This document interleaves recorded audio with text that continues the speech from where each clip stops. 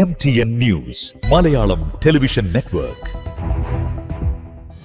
ഈ Vadakkanchery life mission case CBIയുടെ കൊച്ചി യൂണിറ്റാണ് അന്വേഷിച്ചുകൊണ്ടിരിക്കുന്നത്. അപ്പോൾ CBIയുടെ കൊച്ചി യൂണിറ്റ് ഇന്നലെ പ്രാഥമികമായ അല്ലെങ്കിൽ ആദ്യഘട്ട കുറ്റപത്രം ആ കേസുമായി ബന്ധപ്പെട്ട ആദ്യത്തെ കുറ്റപത്രം നൽകിയിരിക്കുകയാണ്. പിന്നെ അത് ആ കുറ്റപത്രം അല്ലെങ്കിൽ അന്വേഷണം പൂർത്തിയാകണമെങ്കിൽ സംസ്ഥാന സർക്കാരിൻ്റെ കൈവശമുള്ള അല്ലെങ്കിൽ സംസ്ഥാന വിജിലൻസ് പോലീസിൻ്റെ കൈവശമുള്ള മുഴുവൻ ഫയലുകളും CBIക്ക് ലഭിച്ചാൽ മാത്രമാണ് അന്വേഷണം പൂർത്തിയാക്കാൻ കഴിയുള്ളൂ. ഇപ്പോൾ ആദ്യഘട്ടത്തിൽ അന്വേഷണം നടന്നത് ലൈഫ് മിഷന് പുറത്തുള്ള യൂണിറ്റാക്കും അതുപോലെ തന്നെ UAE കോൺസുലേറ്റിലെ ഉദ്യോഗസ്ഥന്മാരുമായി ബന്ധപ്പെട്ടുകൊണ്ടുള്ള അന്വേഷണമാണ് ആദ്യഘട്ടത്തിൽ നടന്നത്. അതുമായി ബന്ധപ്പെട്ട കുറ്റപത്രമാണ് ആദ്യഘട്ടത്തിൽ നൽകിയിട്ടുള്ളത്.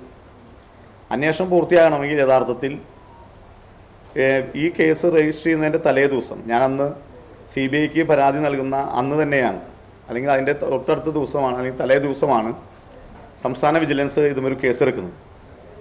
ആ കേസെടുത്തതിൻ്റെ ഭാഗമായി അന്ന് തന്നെ പിന്നെ ലൈഫ് മിഷനിലുണ്ടായിരുന്ന മുഴുവൻ ഫയലുകളും വിജിലൻസ് പോലീസ് എടുത്തു കൊണ്ടുപോയുണ്ടായി. അപ്പോൾ അതിന് ശേഷമാണ് CBIയുടെ FIR വരുന്നത്. CBIയുടെ അന്വേഷണം തുടങ്ങുന്നതിന് മുമ്പ് തന്നെ സംസ്ഥാന വിജിലൻസ് ഈ ഫയലുകൾ മുഴുവൻ കൊണ്ടുപോകുന്ന സാഹചര്യമാണ് ഉണ്ടായത്. നമുക്കറിയാം, ഏതാണ്ട് ഒരു 6-7 വർഷം കഴിഞ്ഞിട്ടും സംസ്ഥാന പോലീസിന് ഇതുമേ അല്ലെങ്കിൽ സംസ്ഥാന വിജിലൻസിന് ചാർജ് പോലും കൊടുക്കാൻ കഴിയാത്ത സാഹചര്യം ഉണ്ടായത്.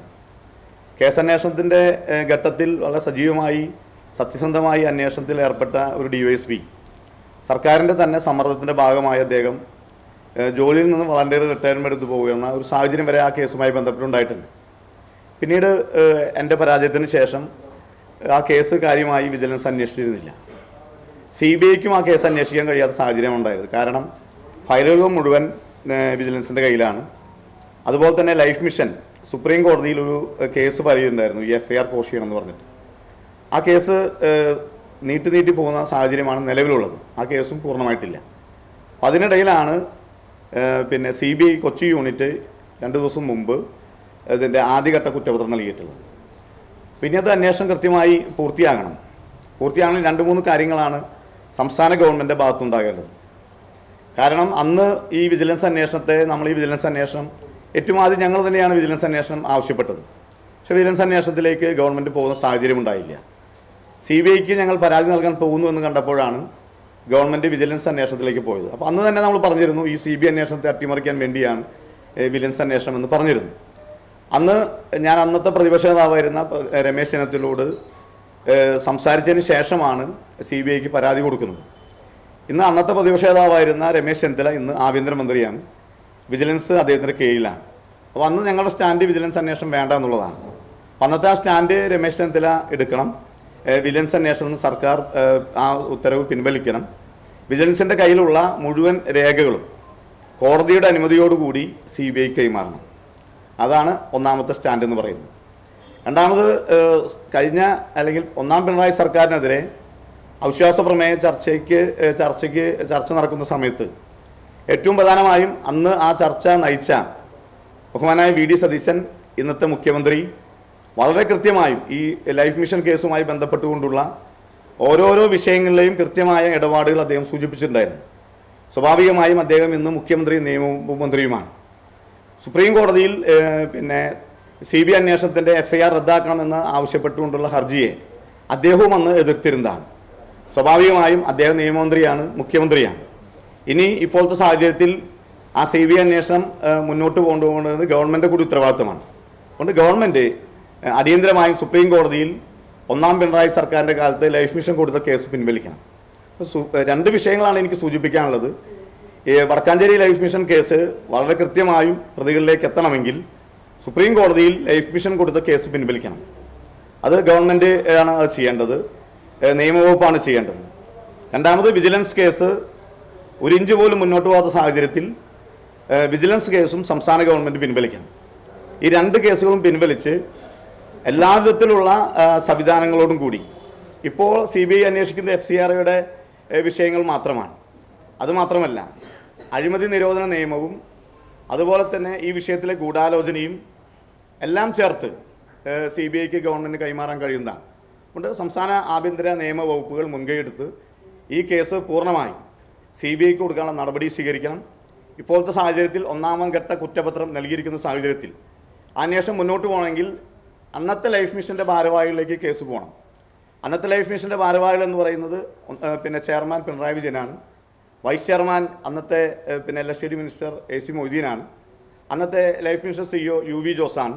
ഇതിനെല്ലാം ആസൂത്രണം നടത്തിയത് മുഖ്യമന്ത്രിയുടെ പിന്നെ പ്രിൻസിപ്പൽ സെക്രട്ടറി ആയിരുന്ന ശിവശങ്കരനാണ്.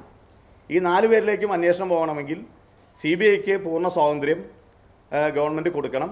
നിലവിൽ അതൊരു കോടതിയുടെ സംവിധാനത്തിൻ്റെ ഭാഗം എന്ന രീതിയിലാണ് അന്വേഷണം പോകുന്നതുകൊണ്ട് കേന്ദ്ര സർക്കാരിൻ്റെ എന്തെങ്കിലും ഇടപെടലുകൾ ഉണ്ടെങ്കിൽ തന്നെ മറ്റ് CBI കേസുകൾക്ക് വിഷയം എന്ന് പറയുന്നത് സ്വമേധയെ എടുക്കുന്ന കേസുകളാണ്, രാഷ്ട്രീയ വൈരാഗ്യം മൂലം എടുക്കുന്ന കേസുകളാണ്. ഇതല്ല സ്ഥിതി. ഇത് ആ പ്രദേശത്ത് തന്നെ ജനപ്രതിനിധി നൽകിയ പരാതിയുടെ അടിസ്ഥാനത്തിൽ നൽകിയുള്ള FIR ആണ്, പരാതിയുടെ അടിസ്ഥാനത്തിൽ FIR ആണ്. മറ്റ് കേസുകൾക്ക് മറ്റ് സംസ്ഥാനങ്ങളിലെ CBI കേസുകൾക്ക് ED കേസുകൾക്ക് പ്രത്യേകത അതിനൊന്നും പരാതിക്കാരുണ്ടാകാറില്ല. അത് സ്വാഭാവികമായും ഒരു കേന്ദ്ര ഗവൺമെൻറ് അല്ലെങ്കിൽ കേന്ദ്ര അന്വേഷണ ഏജൻസികൾ രാഷ്ട്രീയ നേതൃത്വത്തിനെതിരായുള്ള ബ്ലാക്ക് മെയിലിൻ്റെ വിധേയമായിട്ടുള്ള ചില കേസുകൾ ഉണ്ടാകാറുണ്ട്. ഇത് അതിൽ നിന്നും വളരെ വ്യത്യസ്തമാണ്. ആ പ്രദേശത്തെ ജനപ്രതി എന്ന രീതിയിൽ നൽകിയ പരാതിയാണ്. ആ പരാതിയിലെ പരാതിക്കാരൻ ലൈവാണ്. പിന്നെ ഈ FIRനകത്ത് വളരെ കൃത്യമായും പരാതിക്കാരൻ്റെ പേര് സൂചിപ്പിച്ചിട്ടുണ്ട്. അതുകൊണ്ട് ഇതിനകത്ത് രാഷ്ട്രീയ ഇടപെടലുകൾ ഇല്ലാതെ തന്നെ വടക്കാഞ്ചേരി ലൈഫ് മിഷൻ കേസിൽ കുറ്റക്കാരെ ശിക്ഷിക്കാനുള്ള നടപടികളുമായി മുന്നോട്ട് പോകാൻ കഴിയും. CBI എന്തെങ്കിലും തരത്തിൽ ഒരു കേന്ദ്ര അന്വേഷണ ഏജൻസിയുടെ BJP സ്വഭാവത്തിലേക്ക് CBI പോകുന്നുണ്ടെങ്കിൽ തീർച്ചയായും പരാതിക്കാരെന്ന രീതിയിൽ എനിക്ക് കോടതിയുടെ നടപടികളെ എനിക്ക് കടക്കാൻ കഴിയും എന്നുകൊണ്ട് തന്നെ സംസ്ഥാന സർക്കാർ പൂർണ്ണമായും ഈ കേസ് CBIക്ക് വിടണം എന്നാണ് എനിക്ക് അഭ്യർത്ഥിക്കാനുള്ളത്. ഈ സംസ്ഥാന വിജിലൻസിൻ്റെ വിഷയം എന്താ ഞാൻ പറഞ്ഞല്ലോ, ഈ കേസിനകത്ത് പ്രതികൾ വിദേശരാജ്യത്തെ പ്രതികൾ ഉൾപ്പെടെയുണ്ട്. സംസ്ഥാന വിജിലൻസ് എന്ത് ചെയ്യാൻ കഴിയും? FCRA ആക്ടിനകത്ത് വിജിലൻസ് എന്ത് ചെയ്യാൻ കഴിയും? വിജിലൻസ് ശുപാർശ ചെയ്യണം അത് CBI അന്വേഷണത്തിന്. അങ്ങനെയാണല്ലോ ചെയ്യുന്നത്. FCRAയുടെ പരിധിയിൽ വരുന്ന ഒരു വിഷയമാണ് ഫോറിൻ കോൺട്രിബ്യൂഷൻ റെഗുലേഷൻ ആക്ടിൻ്റെ പരിധിയിൽ വരുന്ന വിഷയമാണ്. ആ വിഷയത്തിൽ വിജിലൻസിന് കേസെടുക്കാൻ കഴിയില്ല, ഒന്നും ചെയ്യാൻ കഴിയില്ല. അവർക്ക് ശുപാർശ ചെയ്യാലോ. സ്വാഭാവികമായിട്ടും ഇപ്പം നമ്മുടെ നാട്ടിൽ നടക്കുന്ന മണി ലോണ്ടറിങ് ആക്ട് PMLAയുടെ പരിധിയിൽ വരുന്ന കേസുകൾ, ആ കേസുകൾ പിന്നെ സ്വാഭാവികമായും ക്രൈംബ്രാഞ്ച് അന്വേഷിക്കും. അതിനകത്ത് മണി ലോണ്ടറിങ് വന്നു കഴിഞ്ഞാൽ അവർക്ക് EDക്ക് ശുപാർശ ചെയ്യാനേ കഴിയൂ. അങ്ങനെയാണ് ആ കേസുകളുടെ പിന്നെ നിയമപരമായ ഉപദേശം എനിക്ക് ലഭിച്ചിട്ടുള്ളത്. ഞാൻ വളരെ കൃത്യമായിട്ട് പറഞ്ഞല്ലോ, CBI വിഷയത്തിൽ ഇത് എൻ്റെ പരാതിയാണ്, ഞാൻ നൽകിയ പരാതിയാണ്. ഇത് ഒരു സുമോട്ടോ എടുത്ത ഒരു രാഷ്ട്രീയ പ്രേരിതമായിട്ടൊരു കേസല്ല, ഞാൻ നൽകിയ പരാതിയാണ്. CBI എവിടേക്കാണ് പോകുന്നത് എന്ന് വെച്ചാൽ എനിക്ക് കോടതിയെ സമീപിക്കാം, പരാതിക്കാരനാണ്. മറ്റ് കേസുകളിൽ ലാവ്ലിൻ ഉൾപ്പെടെയുള്ള പല കേസുകളിലും പരാതിക്കാരില്ല, ഗവൺമെൻറ്റാണ് പരാതിക്കാരായി നിൽക്കുന്നത്. ഇതങ്ങനെയല്ല. ഇതൊരു പൗരൻ എന്ന രീതിയിൽ, ആ പ്രദേശ ജനപ്രതി എന്ന രീതിയിൽ എനിക്ക് ആ കേസിനകത്ത് ഞാൻ ആ പഠിച്ച വിഷയമായതുകൊണ്ട് എനിക്ക് കോടതിയിൽ തന്നെ എൻ്റേതായ രീതിയിൽ എനിക്ക് ഇടപെടാൻ കഴിയും. അതുകൊണ്ട് CBIയെ നമ്മൾ നിരീക്ഷിക്കും. CBIക്ക് എവിടെയാണ്, ഞാൻ തുടക്കത്തിൽ പറഞ്ഞല്ലോ, CBIക്ക് എവിടെയാണ് പാളുന്നത് അത് എനിക്ക് ക്ലിയർ ചെയ്യാൻ കഴിയും. മറ്റ് സംസ്ഥാനങ്ങളിലെ കേസെന്ന് പറയുന്നത് ആ സംസ്ഥാനങ്ങളിലെ രാഷ്ട്രീയ പാർട്ടി നേതാക്കന്മാർക്കെതിരായി BJP ഗവൺമെൻറ്റുകൾ എടുക്കുന്ന കേസുകളുടെ അടിസ്ഥാനത്തിലുള്ളതാണ്. ഇവിടെ അതല്ല, ഇത് എൻ്റെ ഡിഫറൻ്റാണ്.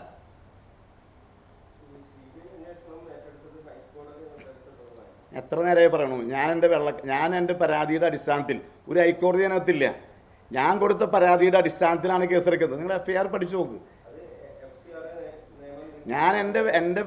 ഞാൻ എഴുതി തയ്യാറാക്കി ഒപ്പിട്ട് കൊടുത്ത വെള്ളക്കടലാസിലെ പരാതിയുടെ അടിസ്ഥാനത്തിലാണ് CBI കൊച്ചി യൂണിറ്റ് കേസെടുക്കുന്നത്. അതെ, FIR നിയമം ലംഘിച്ചു എന്ന് കൊടുത്ത് പരാതിയുടെ അടിസ്ഥാനത്തിലാണ്. അല്ലാതെ ഇതിന് ഹൈക്കോടതി ഒന്നും അതിനകത്ത് വന്നിട്ടില്ല.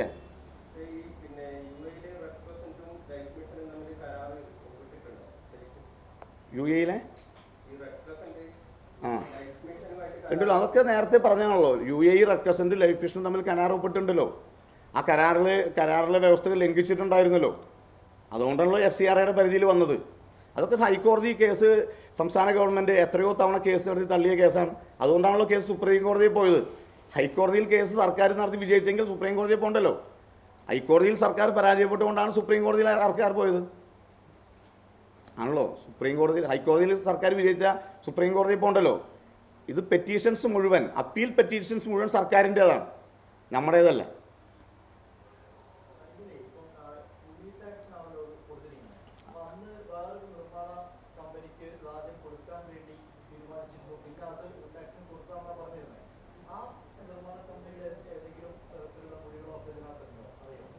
അല്ല, ഇതിനകത്ത് ഇത് വളരെ പഴയൊരു കേസാണ്. നിങ്ങൾ പഠിക്കാത്തതുകൊണ്ടാണ് സത്യമായിട്ട്. ഇതിനകത്ത് ഇത് ലൈഫ് മിഷൻ എന്ന് പറയുന്നത് നമ്മുടെ സംസ്ഥാനത്ത് പല പഞ്ചായത്തുകളും പല പ്രദേശങ്ങളും പല സാധനമാണ്. അതിന് ഗവൺമെൻറ്റിൻ്റെ ഏജൻസി ഉണ്ട്, പ്രൊജക്ട് മാനേജ്മെൻറ്റ്, പിന്നെ PMC എന്നാണ് എൻ്റെ പേര്. ഈ PMCകളാണ് ചെയ്യുന്നത്. അത് ദേശീയ അവാർഡ് നേടിയ ഹാബിറ്റാറ്റിനായിരുന്നു വടക്കാഞ്ചേരിയിലെ PMC. അവരാണ് ഈ വർക്ക് സ്റ്റാർട്ട് ചെയ്തത്. ആ വർക്ക് സ്റ്റാർട്ട് ചെയ്ത ഒരു സമയത്ത് AC മൊയ്തീൻ്റെ നിർദ്ദേശപ്രകാരം, ശിവശങ്കരൻ്റെ നിർദ്ദേശപ്രകാരം ഹാബിറ്റാറ്റിനെ ഒഴിവാക്കുകയാണ്. അവിടേക്ക് പിന്നെ യാതൊരു രേഖയുമില്ലാത്ത യൂണിറ്റാക്കും സെയിൻ വെഞ്ചേഴ്സും കടന്നു വരികയാണ്. അതിന് യാതൊരു രേഖയില്ല. നിങ്ങളൊരു പൊതുസ്ഥലത്ത് ഭൂമി കയ്യേറി പണിയുന്ന പോലെയാണ് ഇവർ ഈ പൊതുസ്ഥലത്ത് കയ്യേറി പണിതത്. അത് പിന്നെ ഹാബിറ്റാറ്റായിരുന്നു ആദ്യം സർക്കാർ അംഗീകരിച്ചത്. ഹാബിറ്റാറ്റാണ് അതവിടെ പണിയേണ്ടത് യഥാർത്ഥത്തിൽ.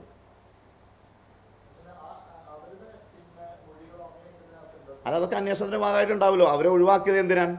ഹാബിറ്റാറ്റിനെ ഒഴിവാക്കുന്നത് ഫ്രീ പാപ്പ് ടെക്നോളജി അനുസരിച്ച് പണിയാൻ വേണ്ടിയിട്ടാണ്. ഫ്രീ പാപ്പ് ടെക്നോളജി ഹാബിറ്റാറ്റിന് ഇല്ല എന്ന് പറഞ്ഞുകൊണ്ടാണ് ഹാബിറ്റാറ്റിനെ ഒഴിവാക്കുന്നത്. പക്ഷേ നിർമ്മിച്ചത് ഹാബിറ്റാറ്റ് ചെയ്ത അതേ കൺസ്ട്രക്ഷൻ മാതൃക തന്നെയാണ് ഇവരും നിർമ്മിച്ചത്. ഫ്രീ പാപ്പ് ഇതല്ല ചെയ്തത്. പക്ഷേ ഇവർക്ക് യൂണിറ്റാക്കും സർക്കാരോ യൂണിറ്റാക്കും ലൈഫ് മിഷനുമായിട്ട് യാതൊരു എഗ്രിമെൻറ്റും ഇല്ല, ഒരു രേഖയില്ല.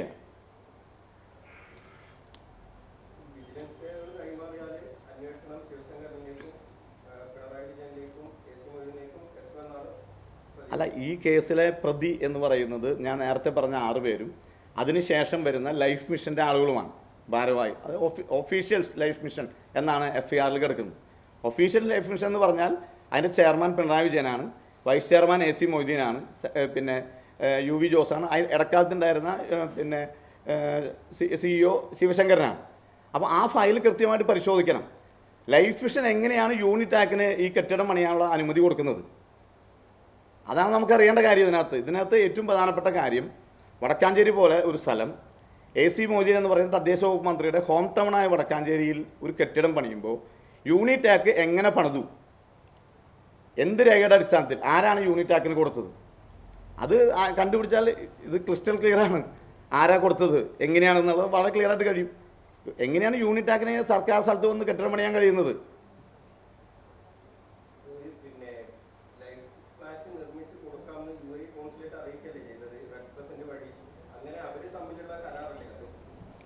നിങ്ങളത് മനസ്സിലാക്കേണ്ട കാര്യം വെച്ചാൽ ലൈഫ് മിഷൻ എന്ന് പറയുന്ന ഈ പ്രോജക്റ്റായിട്ട് യാതൊരു ബന്ധവുമില്ല. ലൈഫ് മിഷൻ്റെ പ്രോജക്റ്റ് എന്ന് പറയുന്നത് ഭൂമിയില്ലാത്ത വീടില്ലാത്ത ആളുകൾക്ക് വീട് വെച്ചു കൊടുക്കാനുള്ള പ്രോജക്റ്റാണ്. അതിനുവേണ്ടി കേരളത്തിലെ 10ഓളം നഗരസഭയിൽ ഇത് ഏറ്റെടുത്തു. അതിലൊരു നഗരസഭയാണ് വടക്കാഞ്ചേരി നഗരസഭ. അവിടേക്ക് 15 കോടി രൂപ സംസ്ഥാന സർക്കാർ വകയിരുത്തി. ആ വകയിരുത്തിയത് എൻ്റെ കത്തിൻ്റെ അടിസ്ഥാനത്തിലാണ്. ഞാൻ സബ്ജക്റ്റ് കമ്മിറ്റിയിലുണ്ടായിരുന്ന ജലീൽ ചെയർമാനായ LSTD സബ് കമ്മിറ്റിയിൽ ഞാൻ കൊടുത്ത കത്തിൻ്റെ അടിസ്ഥാനത്തിലാണ് ഈ പ്രോജക്റ്റ് തന്നെ വരുന്നത്. ഇതിൻ്റെ മോഡൽ പ്രോജക്റ്റ് 2007 അടാട്ട് പഞ്ചായത്തിലെ ആശ്രയ ഫ്ലാറ്റാണ്. കേരളത്തിൽ ആദ്യമായി നിർമ്മിക്കുന്ന പഞ്ചായത്ത് പ്രസിഡന്റ് ഞാനാണ്. എൻ്റെ കൂടി താല്പര്യപ്രകാരമാണ് ഈ ഫ്ലാറ്റ് വരുന്നത്. ഈ ഫ്ലാറ്റ് CN ബാലകൃഷ്ണൻ ഭൂമിയില്ലാത്ത ആളുകൾക്ക് ഭൂമി കൊടുക്കാൻ വേണ്ടി തൃശ്ശൂരിൽ ഒരു കലാപരിപാടി നടത്തി സമാഹരിച്ച കാശ് കൊണ്ടാണ് ഈ ഭൂമി വാങ്ങുന്നത്. ആ ഭൂമിയിൽ വീട് വെച്ച് കൊടുക്കുക എന്നുള്ളതാണ് ലക്ഷ്യമായിരുന്നത്. അതിന് യാതൊരു തടസ്സം ഉണ്ടായിരുന്നില്ല. ഹാബിറ്റാറ്റിൻ്റെ പ്രോജക്റ്റ് ഇതായിരുന്നു. പക്ഷേ ഈ പ്രോജക്റ്റ് ഏതാണ്? ഈ പ്രോജക്റ്റ് എന്ന് പറയുന്നത് നാച്ചുറൽ കലാമിറ്റി ഉണ്ടാകുമ്പോൾ, ദുരന്തങ്ങൾ ഉണ്ടാകുമ്പോൾ ആ ദുരന്തത്തിൽ പെട്ട ആളുകളെ സഹായിക്കാൻ വേണ്ടിയാണ് ഈ റെഡ് ക്രോസ് വരുന്നത്. റെഡ് ക്രോസ് എന്ന് പറയുന്നത് ഈ നോൺ ഇസ്ലാമിക് രാജ്യങ്ങളിലാണ് ഈ റെഡ് ക്രോസ് ഉള്ളത്. കാരണം ഈ ക്രോസ് ഇസ്ലാമിക് രാജ്യങ്ങൾ ഉപയോഗിക്കില്ല. അപ്പോൾ ഇസ്ലാമിക് രാജ്യങ്ങളിലെ റെഡ് ക്രോസിൻ്റെ പേരാണ് റെഡ് ക്രസൻറ്റ് എന്നുള്ളത്. ഇപ്പോൾ കേരളത്തിൽ നിങ്ങൾക്കറിയാലോ, ഇന്ത്യൻ പ്രസിഡൻ്റാണ് അതിൻ്റെ ചെയർമാൻ. അതിൻ്റെ പേരാണ് റെഡ് ക്രോസ് എന്ന് പറയുന്നത്. ഇംഗ്ലണ്ടിൽ റെഡ് ക്രോസാണ്. പക്ഷേ അത് പാകിസ്ഥാനിൽ ചെല്ലുമ്പോൾ അത് റെഡ് ക്രസൻ്റ് ആവും. UAE ഇസ്ലാമിക് രാജ്യങ്ങൾ മുഴുവൻ റെഡ് ക്രസൻ്റ് ആവും. ആ റെഡ് ക്രോസും റെഡ് ക്രസൻ്റ് ഒന്നാണ്. അവർ ഭൂമിയില്ലാത്ത ആളുകൾക്ക് വീട് വെച്ച് കൊടുക്കലല്ല അവർ ജോലി. കലാമിറ്റി ഉണ്ടാകുമ്പോൾ, പാൻഡമിക്കുകൾ ഉണ്ടാകുമ്പോൾ ഇടപെടലാണ് ഇവർ ഉത്തരവാദിത്വം, യുദ്ധങ്ങൾ ഉണ്ടാകുമ്പോൾ. അപ്പോൾ ഇവിടെ ഉണ്ടായത് എന്താണ്? പ്രളയത്തിൽ വീട് നഷ്ടപ്പെട്ട ആളുകൾക്ക് വീട് പണിയാനാണ് ഈ സ്കീം എന്ന് പറയുന്നത്. പക്ഷെ വടക്കാഞ്ചേരി അസംബ്ലി മണ്ഡലത്തിൽ ഒരാൾ പോലും ഈ പ്രളയത്തിൽ വീട് നഷ്ടപ്പെട്ട ആളുകളില്ല. അപ്പോൾ ലൈഫ് മിഷൻ്റെ പ്രോജക്റ്റ് ഹൈജാക്ക് ചെയ്യാൻ, എന്നിട്ടാണ് ഈ പ്രോജക്റ്റിനെ ക്രാഷ് ചെയ്യുന്നത്. ഈ പ്രോജക്റ്റിൻ്റെ എഗ്രിമെൻറ്റുമായി നോക്കുമ്പോൾ വടക്കാഞ്ചേരിയിൽ ആർക്കും ഇത് വീട് കിട്ടില്ല. അപ്പോൾ ഇത് എൻ്റെ ഡിഫറൻ്റാണ്. അതുകൊണ്ടാണ് ഇതിന് ഡോക്യുമെൻറ്റുകളില്ലാത്തത്. മനസ്സിലായല്ലോ?